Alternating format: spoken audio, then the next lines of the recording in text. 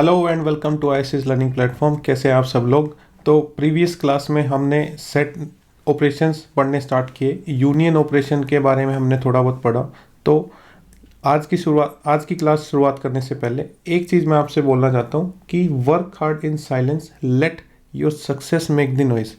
भाई देखो, लोगों को ये जानना जरूरी नहीं है कि आप आज इस वक्त क्या कर रहे हैं, क्या नहीं कर रहे हैं। उन्हें जो बोलना है आपके बारे में बोलने दीजिए, जो सोचना है, जो अज्यूम करना है करने दीजिए। आप सिर्फ अपने एम की तरफ फोकस रहिए और उसी के लिए हार्ड वर्क करते रहिए। चाहे किसी को दिखाई दे या ना दे, वो ज़रूरी नहीं है।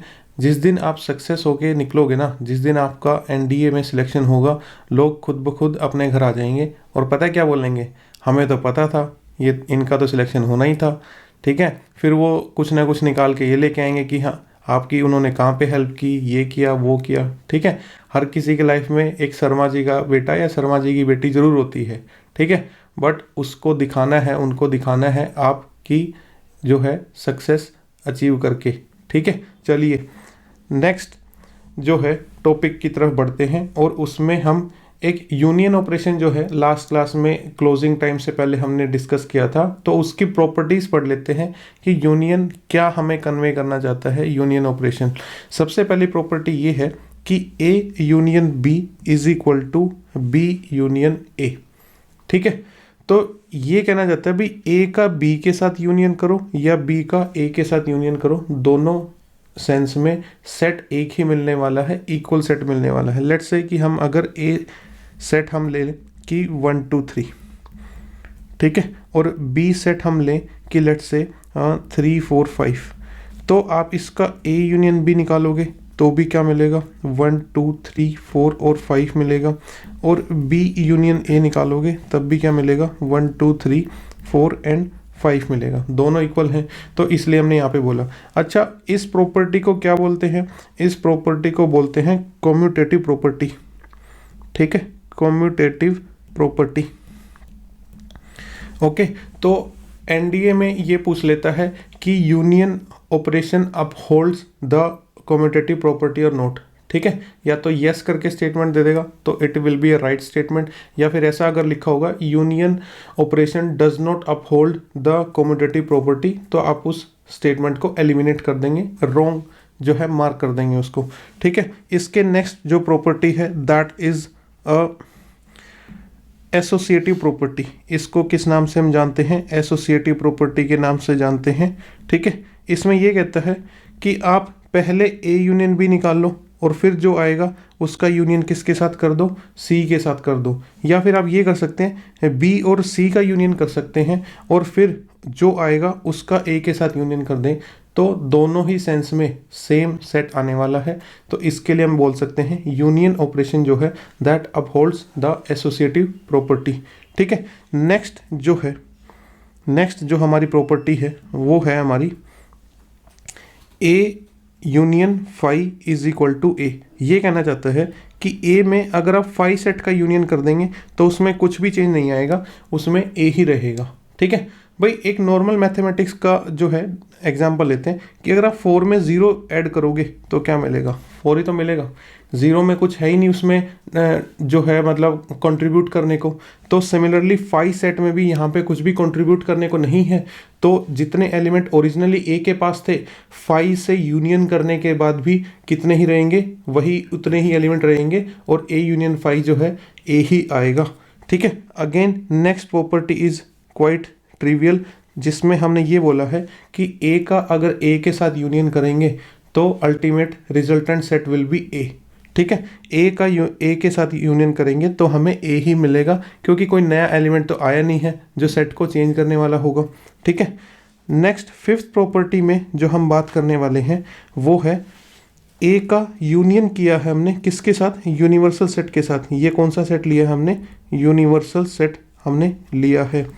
तो अब सोच के देखो, एक ए सेट में और पूरा यूनिवर्सल सेट मिला देना है तो अल्टीमेटली कौन बनेगा, यूनिवर्सल सेट बनेगा कि नहीं बनेगा। एक एग्जांपल लेते हैं, जैसे कि अगर हम एक यूनिवर्सल सेट हम ले रहे हैं नेचुरल नंबर्स का सेट, ठीक है, और उसमें से एक छोटा सा सेट ले लिया हमने 1 2 और 3, और अब इन दोनों का यूनियन करना है हमें किसका किसका, ए का और यू का यूनियन करना है। तो क्या बनेगा, ए यूनियन यू का मतलब क्या था कि इसके और इसके दोनों के एलिमेंट मिला देने हैं और एक सेट में लिख देने हैं।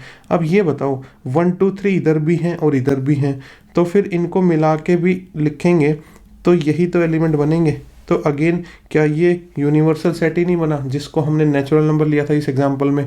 ठीक है, तो ए में कभी भी यूनियन मिला दोगे तो क्या बन जाएगा, यूनियन ही बन जाएगा।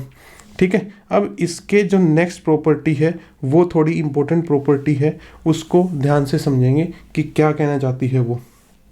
ठीक है, ये कहता है अगर ऐसा है कि ए इज सबसेट ऑफ बी, मतलब बी बड़ा सेट है, ए छोटा सेट है। ठीक है, इस एग्जांपल में देख लो कि अगर इधर हम इस सेट को ए मार्क कर दे, सॉरी इस छोटे वाले को ए मार्क कर दे और इस बड़े वाले सेट को बी मार्क कर दे। ठीक है, तो बी सेट के अंदर जो है, बी सेट के अंदर हमारा कौन सा सेट आ रहा है, ए सेट आ रहा है। साइड बाय साइड एक एग्जांपल भी ले लेते हैं जिससे हम डायग्राम से भी और एग्जांपल से भी दोनों साइड से जो है हम समझ लेते हैं। ए हमने ले लिया 1 2 और 3, और बी एक ऐसा सेट लेना है जिसका ए ये सबसेट बने, ए छोटा हो और उस पूरे के पूरे सारे एलिमेंट ए के किस में आए, बी में आए। तो हम बी को जो है 1 2 3 4 5 6 जितना मर्जी आप चाहे सेट लेना चाहो ले सकते हो, बट ये इंश्योर कर लेना कि ए जो है वो सबसेट होना चाहिए किसका, बी का। अब ये कहता है कि ए और यूनियन बी को बताओ क्या बनेगा। भाई हमें इन दोनों सेट के एलिमेंट मिला के लिखने हैं, मिला के लिखेंगे तो जो बी में है वही तो एलिमेंट बनेंगे, कोई नया एलिमेंट तो आया नहीं है, क्योंकि ए ने जो एलिमेंट कंट्रीब्यूट किए हैं वो तो बी के पास ऑलरेडी थे। तो उन दोनों का अगर यूनियन बनेगा भी तो कितना बनेगा, उतना ही बनेगा जितना ओरिजिनली बी था। इसी चीज़ को डायग्राम से देख लो, अगर हम ए को ऐसे शेड करें, ये मैंने ए शेड कर दिया, ठीक है, और बी को अगर मैं ऐसे शेड करूं, ठीक है, ये लार्जर सेट जो है ये मैंने शेड कर दिया। अब मैं आपसे पूछता हूं कि ए यूनियन बी क्या होगा। यूनियन में क्या करते हैं हम, जब वेन डायग्राम ड्रॉ करते हैं ना, तो यूनियन में क्या करते हैं हम, यूनियन में जो है दोनों सेट में जो कॉमन शेडिंग है वो ले लेते हैं। ठीक है, दोनों सेट में जो कॉमन शेडिंग है वो ले लेते हैं, जो यहाँ पे भी शेड है और जो यहाँ पे भी शेड है, पूरा का पूरा मिला के हम यूनियन में ड्रॉ कर लेते हैं।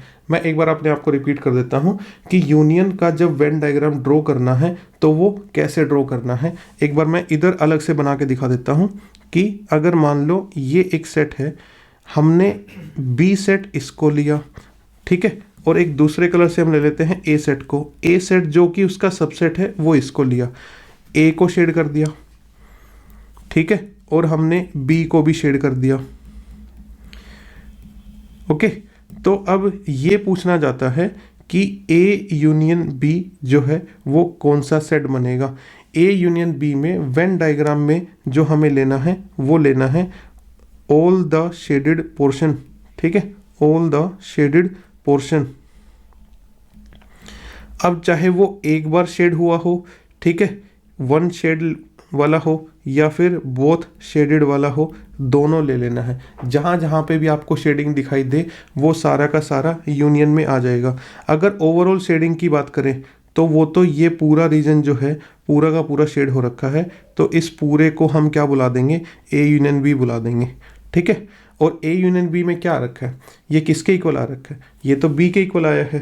तो डायग्राम से भी हम प्रूव कर सकते हैं और बाय एग्जाम्पल भी हम ये देख सकते हैं कि अगर ए बी का सबसेट है तो ए यूनियन बी करने पे क्या आएगा, जो बड़े वाला सेट है वो आ जाएगा। ठीक है, इतनी सी बात है। मूविंग टू नेक्स्ट जो है ऑपरेशन ऑन सेट्स, उसका नाम है इंटरसेक्शन ऑफ सेट्स। ठीक है, अभी हमने जो ऑपरेशन पढ़ा वो था यूनियन ऑफ सेट्स, जब दो सेट मिलके एक बड़ा सेट बना लेते हैं जिसमें इसके भी एलिमेंट आएंगे और इसके भी एलिमेंट आएंगे, दोनों के मिला के एलिमेंट जिस सेट में लिखे जाएंगे वो था हमारा यूनियन। ठीक है, अब जो इंटरसेक्शन है वो कहता है if there are two sets A and B then A intersection B is the set of all elements which are there in both A and B. यहाँ पे जो इम्पोर्टेंट वर्ड हैं वो हैं both, A and both and B. ठीक है, जो हमारा यूनियन ऑपरेशन था, यूनियन ऑपरेशन जो था उसमें जो वर्ड थे इम्पोर्टेंट वो थे आइदर और वहाँ पे वो ये कहना चाहता था या तो ए में हो या फिर बी में हो। और इंटरसेक्शन ऑपरेशन में कहना चाहता है ए में भी होने चाहिए और बी में भी होने चाहिए। इंटरसेक्शन का मतलब क्या होता है इंग्लिश में, जो अगर हम इंटरसेक्शन वर्ड यूज़ करते हैं तो वहीं पे यूज़ करते हैं जहाँ पे दोनों चीज़ें मिलती हैं। जंक्शन या इंटरसेक्शन वर्ड जो है यूज़ किया जाता है, ठीक है। तो इंटरसेक्टिंग का मतलब है जहाँ पे दो सेट्स, ये हमारा लेट्स से ए सेट है और ये हमारा दूसरा बी सेट है, तो इन दोनों का जो ये कॉमन रीजन है, जो मैं ये शेड कर रहा हूँ, ये जो कॉमन रीजन है इसको बोला जाएगा ए इंटरसेक्शन बी, ठीक है। इसको क्या बोला जाएगा? ए इंटरसेक्शन बी, ठीक है। एग्जाम्पल से समझते हैं हम। भाई अगर ए को हम 1 2 3 4 एक सेट ले लें और बी को हम 3 4 5 6 अगर ले लें, ठीक है, तो इन दोनों में कॉमन एलिमेंट्स जो होंगे वो आएंगे हमारे ए इंटरसेक्शन बी में। तो इंटरसेक्शन सेट बना लेते हैं। सेट में अब मेरे को ये बताओ कि ए और बी में कॉमन एलिमेंट कौन कौन से हैं। सर एक तो कॉमन इसमें 3 है, एक कॉमन इसमें 4 है, और ये दोनों एलिमेंट किस में आ जाएंगे? ए इंटरसेक्शन बी सेट में आ जाएंगे, ठीक है। इसके अलावा कोई भी ऐसा एलिमेंट नहीं है जो दोनों जगह हो, जो बोथ ए एंड बी वाली बात सेटिस्फाई करता हो, तो हमारे ए इंटरसेक्शन बी में सिर्फ ये दो एलिमेंट आएंगे, ठीक है। अब एक मैथमेटिकल जो स्टेटमेंट है इंटरसेक्शन के लिए वो भी समझ लेते हैं और उसको माइंड में अपने रखेंगे, क्योंकि एग्जाम में मैंने लास्ट क्लास में बताया था कि यूनियन की एक ऐसी स्टेटमेंट पूछी गई थी, तो उसी सेम क्वेश्चन में जो सेकंड स्टेटमेंट थी वो यही स्टेटमेंट थी। वो क्या थी कि if x belongs to A and x belongs to B, तो it is possible only if and if, ठीक है, if and only if x belongs to A intersection B। ये कहना चाहता है अगर x A में भी है, और देखो मैंने यहाँ पे कौन सा वर्ड लिखा है? and लिखा है, ठीक है। तो x A में भी है और x B में भी है, तो इसका मतलब कहाँ पे है? x दोनों के इंटरसेक्शन में है, ठीक है। इस if and only if word का मतलब ये है कि अगर x A में बिलोंग करता है एंड x B में बिलोंग करता है, तो इसका मतलब x दोनों के इंटरसेक्शन में बिलोंग करते हैं। और अगर ऐसा है कि x belongs to A intersection B, तो क्या कंक्लूजन ड्रॉ कर सकते हो आप ये कह सकते हो अगर x उनके इंटरसेक्शन का एलिमेंट है तो फॉर श्योर x A में भी होगा एंड x B में भी होगा, ठीक है। आपको यूनियन की तरह और लिखने की जरूरत नहीं है। यहाँ पे कौन सा वर्ड यूज़ किया जाएगा? एंड वर्ड यूज़ किया जाएगा। कॉमन एलिमेंट्स जो हैं वो इंटरसेक्शन में आ जाएंगे, इतना सा इसका क्रक्स है, ठीक है। तो यहाँ पे जो कीवर्ड है वो एंड या बोथ, या आप ये कह सकते हैं कॉमन एलिमेंट्स का जो सेट होता है उसको ए इंटरसेक्शन बी बोला जाता है। तो अब इसकी भी प्रॉपर्टीज जो है पढ़ लेते हैं, ठीक है। ये कहना जाता है ए इंटरसेक्शन बी वही होगा जो बी इंटरसेक्शन ए होगा। भाई देखो मान लो ये हमारा सेट ए है और ये हमारा सेट बी है, तो इन दोनों का जो इंटरसेक्शन आएगा वो ये बीच वाला जो रीजन है कॉमन दोनों में ये आएगा, ठीक है। अब चाहे आप इधर ए इंटरसेक्शन बी कर लो, ठीक है, या फिर आप बी इंटरसेक्शन ए कर लो, दोनों यही सेम रीजन आने वाले हैं। तो इसको हमने कौन सी प्रॉपर्टी बोला था? Commutative property, okay. दूसरी जो नेक्स्ट प्रॉपर्टी है दैट इज एसोसिएटिव प्रॉपर्टी। और एसोसिएटिव प्रॉपर्टी में क्या कहते हैं कि भाई आप पहले ए और बी का इंटरसेक्शन कर लो, जो छोटे वाला सेट आएगा वो उसका सी के साथ इंटरसेक्शन कर लो, ठीक है। या फिर आप बी और सी का इंटरसेक्शन कर लो और फिर उसके बाद आप उसका किसके साथ इंटरसेक्शन कर लो? ए के साथ, ठीक है। तो LHS और RHS यहाँ पे दोनों इक्वल है। यहाँ पे जो है ये एक सिंबल मिसिंग है, इसको सही तरीके से लिख लेना दोस्तों। ये है A intersection B intersection C, ठीक है। यहाँ पे एक साइन मिस हो गया है। चलिए फिर नेक्स्ट प्रॉपर्टी पढ़ते हैं, और इस प्रॉपर्टी को थोड़ा सा ध्यान से देख लेना क्योंकि पिछले वाले से ये प्रॉपर्टी थोड़ी जो है अलग है, और देखेंगे ये क्या कहना चाहती है। ये कहती है कि अगर ए का फाई के साथ क्या लिया? इंटरसेक्शन लिया, या फिर ए का पहले और फाई का बाद में क्या लिया? इंटरसेक्शन लिया, तो जो अल्टीमेट रिजल्टेंट सेट जो मिलेगा वो क्या मिलेगा? फाई मिलेगा। ये कहना चाहता है कि ए का इंटरसेक्शन करोगे किसी भी खाली सेट के साथ तो क्या मिलेगा, खाली सेट ही में तो मिलेगा, क्योंकि भाई हम ढूंढ रहे हैं इंटरसेक्शन का मतलब है हम ढूंढ रहे हैं कॉमन एलिमेंट्स। अब ये बताओ ए सेट में चाहे कुछ भी एलिमेंट क्यों ना हो, 1 2 3 4 ABCD कुछ भी क्यों ना हो, उसका अगर इस खाली वाले के साथ कॉमन देखना चाहोगे तो कुछ कॉमन मिलेगा, कुछ भी नहीं मिलेगा। और अगर कुछ भी नहीं मिलेगा तो आपको आंसर में कौन सा सेट मिलने वाला है, एम्प्टी सेट मिलने वाला है। तो इसको याद रखना कि ए इंटरसेक्शन फाई जो है वो हमें क्या मिलने वाला है, अगेन फाई सेट मिलने वाला है। ठीक है, आप एक बार रिवाइज कर लो अपने माइंड में कि ए यूनियन फाई क्या होता था। ठीक है, ए में अगर फाई को यूनियन कर देंगे तो वहाँ पे क्या मिलता था हमें। नेक्स्ट प्रॉपर्टी इजी है कि ए का खुद के साथ इंटरसेक्शन करेंगे तो ए आएगा, क्योंकि हर एक सेट में खुद के साथ कितने कॉमन एलिमेंट है, सभी के सभी कॉमन एलिमेंट्स हैं, तो ये इसमें कुछ एक्सप्लेन करने जैसा नहीं है। नेक्स्ट प्रॉपर्टी अगेन हमारी इंपॉर्टेंट हो जाती है कि यूनियन या यूनिवर्सल सेट का ए के साथ हमने क्या किया, इंटरसेक्शन किया, तो क्या मिलेगा। भाई देखो यहाँ पे एक एग्जांपल ले लेते हैं। ठीक है, एग्जांपल अगर हम लें कि हमने u को हमने ले लिया नेचुरल नंबर, ठीक है, और a को हमने ले लिया लेट्स से 1 2 3 4।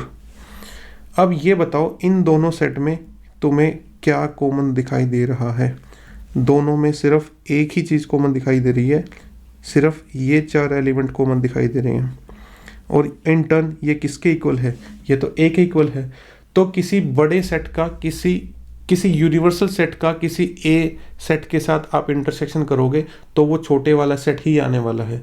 और इसका जस्ट अपोजिट था यूनियन में कि यूनिवर्सल सेट और छोटे सेट ए का आप यूनियन करोगे तो आपको वो यूनिवर्सल सेट मिलने वाला है। ठीक है, इसको आप एक बार माइंड में रिवाइज करो कि वहाँ पे जो है ए यूनियन यूनिवर्सल सेट क्या होता था हमारा आंसर।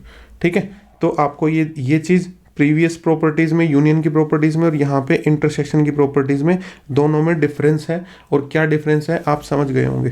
ठीक है, moving to next and last property for this slide. तो वो ये कहना चाहती है, देखो यहाँ ये प्रॉपर्टी वहाँ पे भी थी, ठीक है, और थोड़ा सा यहाँ पे भी डिफरेंस है। देखो जब ये प्रॉपर्टीज़ एक साथ आएंगी ना स्टेटमेंट में तो थोड़ा सा कंफ्यूज हो जाते हैं बच्चे, तो इसलिए इनको वेन डायग्राम से या अपने किसी भी सेल्फ मेड एग्जाम्पल से इनको वेरीफाई करके देखो कि क्या इसकी जो बात यहाँ पे पूरी स्टेटमेंट में लिखी गई है क्या वो सही है या गलत है, उसमें किस चीज़ की कमी है या उसमें क्या एक्स्ट्रा क्लेम कर दिए गए हैं उस स्टेटमेंट में। ठीक है, तो यहाँ पे ये बोला है ए इज सबसेट ऑफ बी, अगर ऐसा है देन ए का बी के साथ इंटरसेक्शन करोगे तो क्या मिलेगा, ए मिलेगा। ये कहना चाहता है कि लेट से अगर हम इस डायग्राम से इसको हम समझें, लेट से ये हमारा डायग्राम है। ठीक है, कौन किसका सबसेट है, ए जो है वो हमारा सबसेट है बी का। ठीक है, पहले हम शेड कर लेते हैं ए को, ये हमने शेड कर लिया ए को। ठीक है, और अब हम शेड कर लेते हैं बी को, ये हमने शेड कर लिया बी को। तो इंटरसेक्शन में जो है हम कौन सा रीजन शेड करते हैं, हम रीजन देखते हैं जो दोनों में कॉमन हो। तो अब ये बताओ ये ग्रीन शेड में और येलो शेड में दोनों में कॉमन रीजन कौन सा है। तो आपको ये जो पिंक वाला जो रीजन है ये दोनों में कॉमन दिखाई दे रहा होगा, ये ग्रीन शेड में भी है और ये येलो शेड में भी है। तो अल्टीमेटली ए इंटरसेक्शन भी हमें क्या मिल रहा है, हमें वो ए के इक्वल मिल रहा है। ठीक है, और ऐसा कब होगा, ऐसा हमेशा नहीं होगा, ऐसा सिर्फ तभी पॉसिबल है when A is subset of B. ठीक है, क्लियर है। अगर आपको ये स्टेटमेंट क्लियर है तो आप इसका आंसर दीजिए एक बार कि अगर if B is subset of A तो ए इंटरसेक्शन बी क्या होगा, और प्रीवियस प्रॉपर्टीज में से ए यूनियन बी क्या होगा। इसका आंसर क्या देगा ये, और इसका आंसर क्या होगा इसकी वजह से।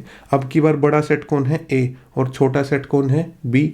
तो ए इंटरसेक्शन बी क्या मिलेगा और ए यूनियन बी क्या मिलेगा, हमें सोचो थोड़ा इस पे। ठीक है, moving on to next operation. Next operation का हमारा नाम है डिफरेंस ऑफ सेट्स। जैसे हम नंबर्स का डिफरेंस निकालते हैं ना कि 6 माइनस जो 4 है वो कितना आएगा डिफरेंस, वो 2 आएगा। ठीक है, तो यहाँ पे सेट्स का भी हम डिफरेंस निकालने की कोशिश करेंगे। ठीक है, पहले इसकी एक स्टेटमेंट पढ़ लेते हैं, एग्जाम्पल करेंगे और फिर वेन डायग्राम इसका ड्रॉ करेंगे। इसकी जो डेफिनेशन है वो कहती है difference of set A and B is the set of those elements which are there in A but not in B. A और बी का जो डिफरेंस है वो सेट है जिसमें वे सारे एलिमेंट आएंगे जो सिर्फ ए में है, बी में नहीं है।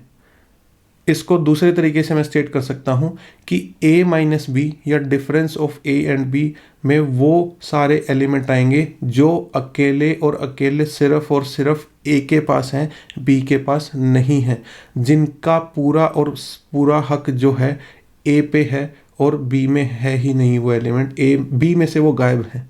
ठीक है, मतलब ऐसे एलिमेंट जो अकेले सिर्फ a के दोस्त हैं, a के अंदर हैं, जो वो एलिमेंट आएंगे a माइनस बी में। ठीक है, और इसको याद रखने के लिए जो कीवर्ड है वो आपको याद रखना है ओनली ए माइनस बी का मतलब है ओनली ए। अब एक एग्जांपल से समझते हैं कि क्या कहना चाहता है ये। हमने लिया a is equal to 1 2 3 and 4 और b हमने लिया 3 4 5 6। अब हमें फाइंड आउट करना है a माइनस बी। ठीक है, तो a माइनस बी में हम सिर्फ वही एलिमेंट रखेंगे जो सिर्फ और सिर्फ a में है, यानी कि जो a में है और b में नहीं है। ठीक है, तो 1 देखो, 1 a में है और b में नहीं है तो इसको यहाँ पे रखना चाहिए। 2 देखो, 2 a में है और b में नहीं है तो इसको भी a माइनस बी में रखा जाएगा। ठीक है, 3 जो है a में भी है और b में भी है तो इसको हम a माइनस बी, जिसको हम ओनली a के नाम से भी अपने माइंड में रखेंगे, उसमें इसको इंक्लूड नहीं करेंगे और ना ही 4 को इंक्लूड करेंगे। ठीक है, आपके लिए हिंट ये है कि आप a माइनस बी को कैसे बनाओगे। आप ये करना, a पे फोकस करना। ठीक है, लेट्स से हमने ये a पे फोकस किया, a सेट हमारा ये है। आप उसमें से ये करना कि ऐसे एलिमेंट ढूंढना जो b में भी जा रहे हैं और उनको कट कर देना। तो इनको हमने कट कर दिया। ठीक है, हमने कौन से एलिमेंट को कट कर दिया? a के उन एलिमेंट्स को कट कर दिया जो b में भी हैं। अब जो a के अंदर ऐसे एलिमेंट बचे हैं जो सिर्फ और सिर्फ a में थे, वही एलिमेंट आपके किस में आ जाएंगे? a माइनस बी में आ जाएंगे। समझ रहे हो? a माइनस बी का कुछ मतलब नहीं है, सिर्फ इतना मतलब है ओनली a, जो अकेले और अकेले a के अंदर है वो एलिमेंट्स। ओके, अब थोड़ी इसकी अलजेब्रिक डेफिनेशन भी समझ लेते हैं, वो भी इम्पोर्टेंट है क्योंकि एग्जाम्स में वे भी पूछी जा सकती हैं। तो यहाँ पे ये कहना चाहता है कि x belongs to a and, ये वर्ड इम्पोर्टेंट भाई ज़रूरी है। ठीक है, यहाँ पे एंड वर्ड है, x does not belongs to b। क्या है कि जो x है वो a में तो होना चाहिए, साथ के साथ एंड ये भी इंश्योर होना चाहिए कि वो b में नहीं है, तब जाके x कहाँ पे आएगा? a माइनस बी में आएगा। तो यानी कि आप ये बोल सकते हैं अगर x a में है एंड x b में नहीं है तो x जो है a माइनस बी में आ जाएगा।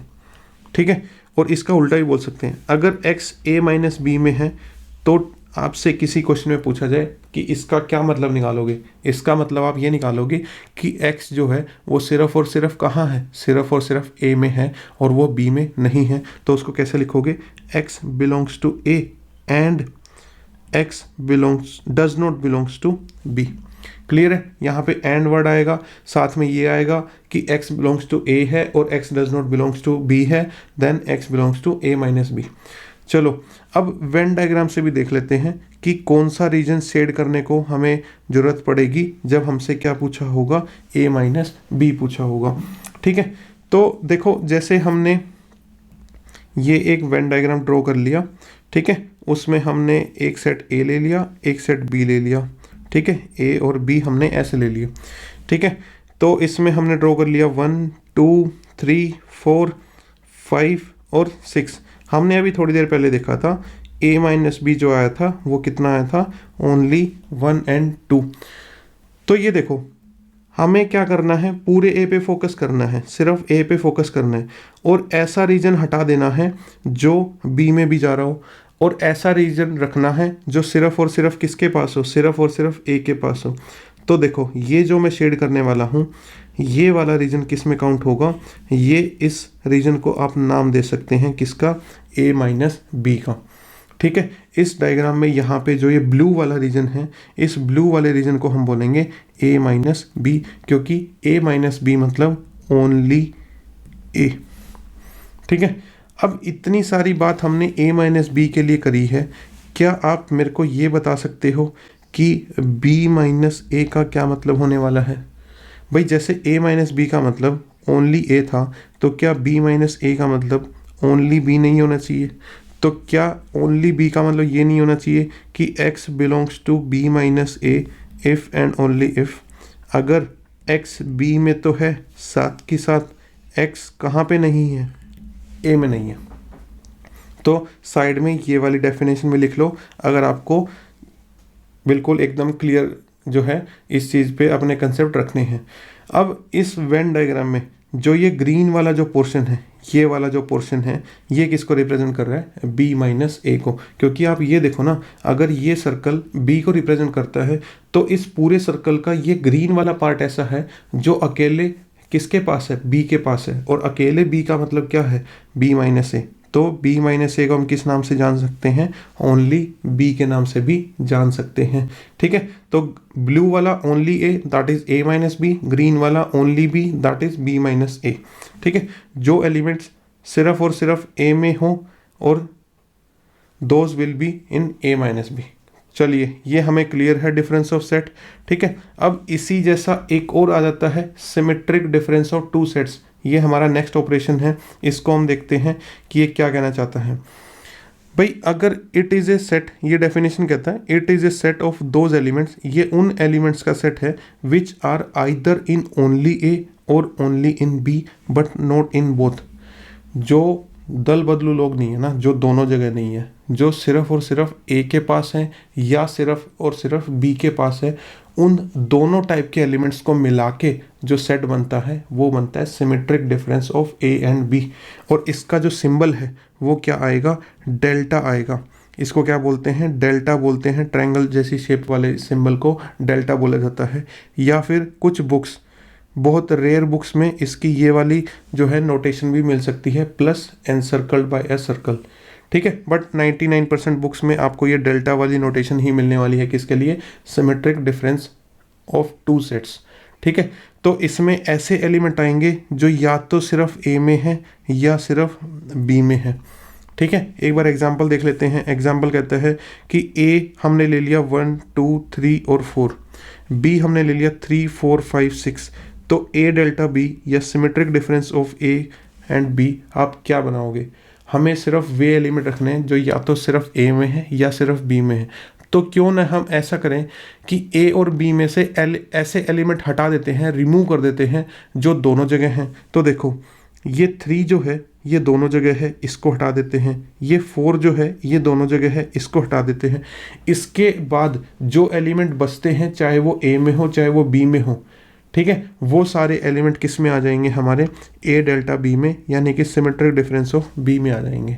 ठीक है, देखो तुम देख भी पा रहे होगे, ये कुछ कुछ ऐसा है कि अभी हमने लास्ट स्लाइड में पढ़ा कि a माइनस बी का मतलब है ओनली a और b माइनस ए का मतलब है ओनली b। उन दोनों को मिला के ओनली a जो ये ब्लू वाला पार्ट है और ओनली b जो ये ग्रीन वाला पार्ट है, उन दोनों को अगर एक साथ बात करें तो वो बन जाता है symmetric difference a delta b।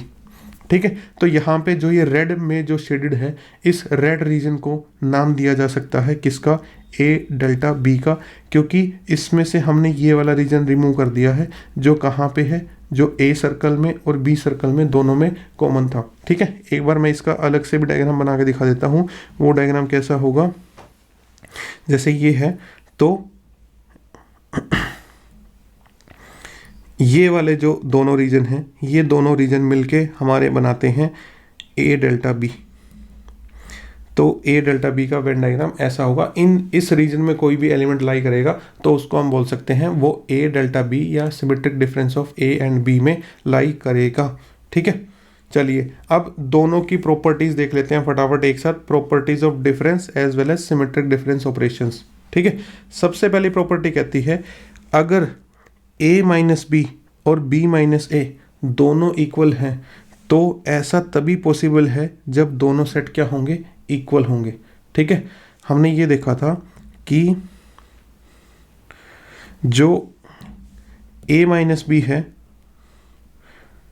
वो हमारा कौन सा रीजन था, ये था हमारा a माइनस बी। ठीक है, और b माइनस ए हमारा कौन सा रीजन था, वो था हमारा ये वाला रीजन। ठीक है, b माइनस ए। अब ये कहता है ये दोनों सेट अगर सेम हो जाएं, a minus B is equal to B minus A हो जाए, तो ऐसा तभी पॉसिबल है सिर्फ जब ये दोनों सेट एक ही होंगे, यही a होगा और यही b होगा। ठीक है, वेन डायग्राम से देख लिया, एक बार इसको हम एग्जाम्पल से भी देख लेते हैं। ठीक है, मान लेते हैं कि a जो है वो हमारे पास 1 2 3 और 4 है, और b जो है वो है हमारे पास लेट से कि 4 और 2 और 5 और 6 ऐसे ले लिया हमने। तो यहाँ पे देखो a माइनस बी जो है वो क्या है, a माइनस बी का मतलब है कि इसमें से 2 डिलीट कर देंगे, 4 डिलीट कर देंगे, 1 और 3 है। और अगर b माइनस ए की बात की जाए तो वो कौन सा होगा, सेम यहाँ से 2 और 4 डिलीट हो जाएंगे तो 5 और 6। लेकिन ये दोनों तो सेम नहीं है, ये दोनों तभी सेम हो पाएंगे दोस्तों जब हम a और b को एग्जैक्टली सेम लेंगे। ठीक है, क्लियर है। मूविंग टू नेक्स्ट प्रॉपर्टी, कि नेक्स्ट प्रॉपर्टी देख लेते हैं उसमें क्या क्या कहा गया है। ये बड़ी इंपॉर्टेंट प्रॉपर्टी है, एक दो बार आपको एनडीए के पेपर में कहीं ना कहीं स्टेटमेंट में मिल भी जाएगी। इसको समझते हैं ध्यान से क्या कहना चाहता है। ठीक है, ये कहता है अगर ए बी का सबसेट है then C minus B is subset of C minus A. ठीक है भाई, समझते हैं इसको। लेट्स से मैंने ये जो है यूनिवर्सल सेट ले लिया अपना। ठीक है, ये हमने ले लिया U, और इसके अंदर जो है मैंने ये बड़ा सा जो है सेट ये ले लिया मैंने C। ठीक है, अब क्या करता हूँ मैं, जो है ए सेट मैं ऐसे बना देता हूँ, और इसको सबसेट बनाना है किसका, B का। ठीक है, अब इसने कहा कि A is subset of B, ये तो क्लियर है, हमारे डायग्राम से क्लियर है कि ये वाला A है हमारा। ठीक है, ये हमारा A है, और इससे जो बड़े वाला है इसको B को जो है मैं अलग पेन से ड्रॉ कर देता हूँ, ये हमारा B है।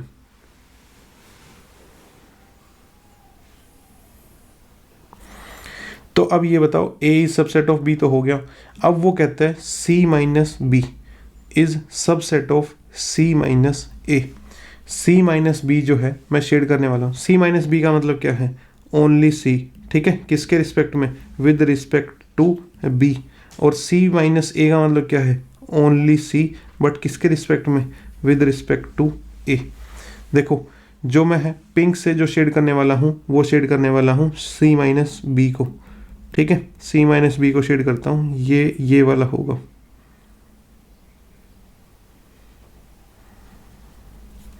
अब जो है मैं जो ब्लू से जो है वो शेड करने वाला हूँ किसको, C माइनस ए को। तो C माइनस ए का मतलब हुआ ये। अब देख के बताओ कि पिंक वाला जो है वो ब्लू वाले का सबसेट है या ब्लू वाला जो है वो पिंक वाले का सबसेट है। तो क्लियरली हमें दिखाई दे रहा है कि C माइनस बी जो है वो सबसेट है C माइनस ए का। ठीक है, मैं इसको एक एग्जांपल से भी समझाना चाहूँगा ताकि ये प्रॉपर्टी आपको बिल्कुल अच्छे से समझ में आ जाए।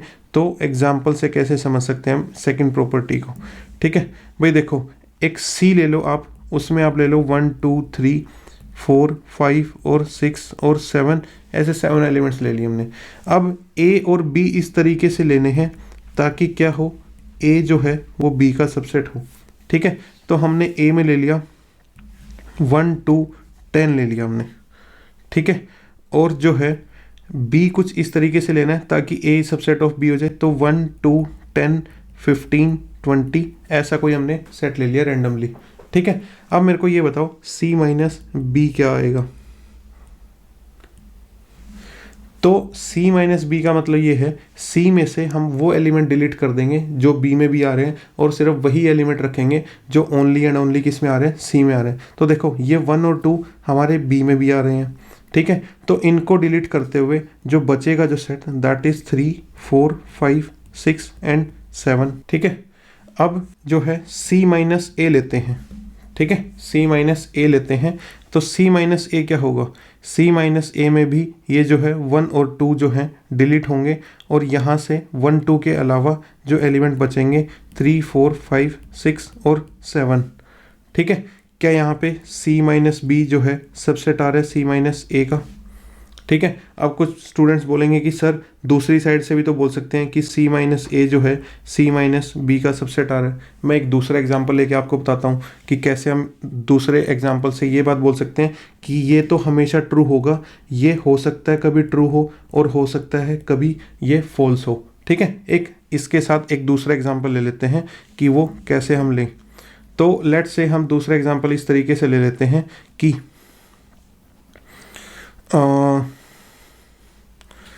हमने एग्जाम्पल ये लिया है कि a इज इक्वल टू हमने ले लिया 1 2 3, b हमने ले लिया कि 1 2 3 4 और 5, और c हमने ले लिया 1 2 3 4 5 6 7 8 9 और 10।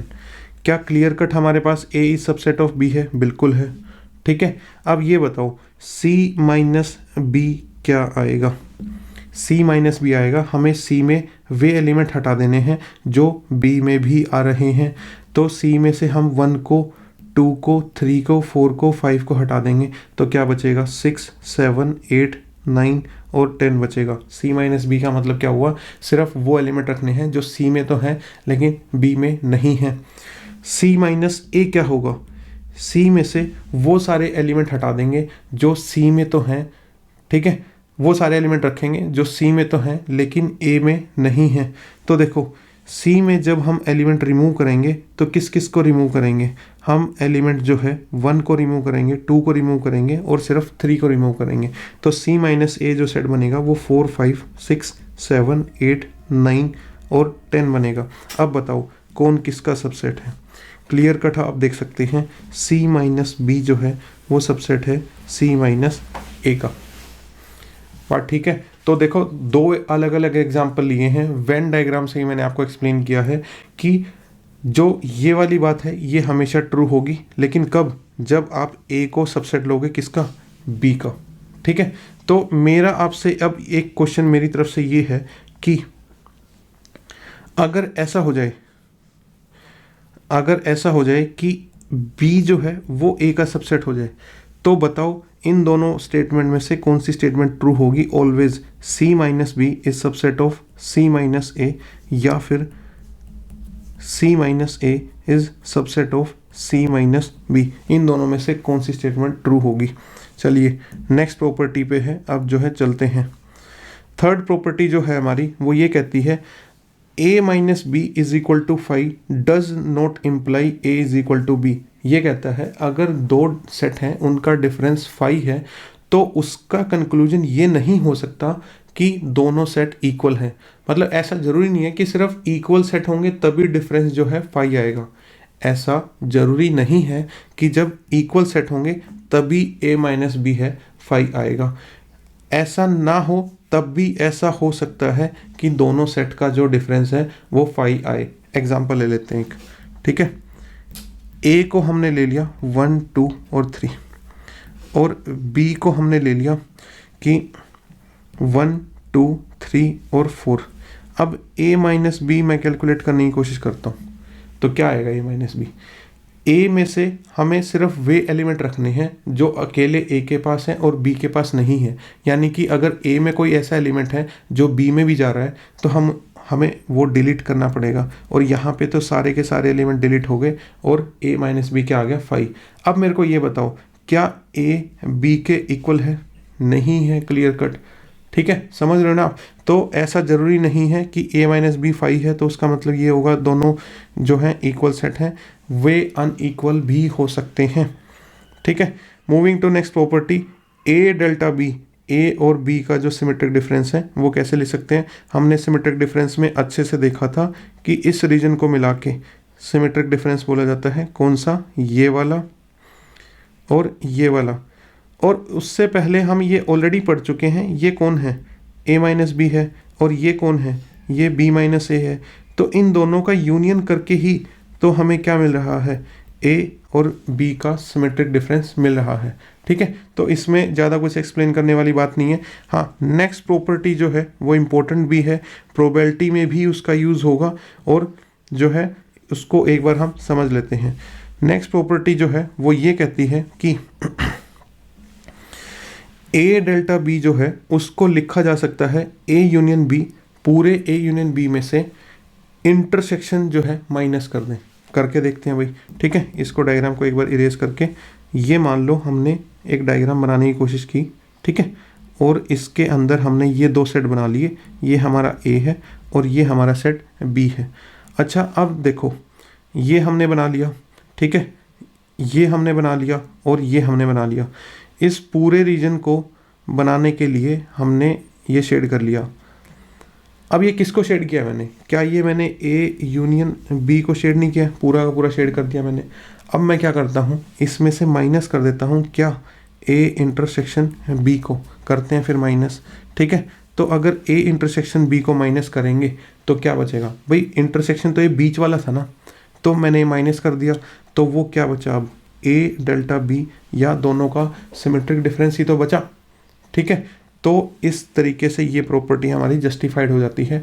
आप इसको ऐसा कोई एग्जांपल लेके भी प्रूव कर सकते हैं कि a is equal to 1 2 3 4, b is equal to 3 4 5 6। ठीक है, आप उसमें a यूनियन b कैलकुलेट कर लो, आप उसमें a इंटरसेक्शन b कैलकुलेट कर लो। ठीक है, और फिर देखिए कि इसमें से ये माइनस करने पे क्या आपके पास a डेल्टा b या a सिमेट्रिक डिफरेंस b बच रहा है या नहीं। ठीक है, अब लास्ट प्रॉपर्टी पे आ जाते हैं। ठीक है, लास्ट प्रॉपर्टी हमारी कहती है कि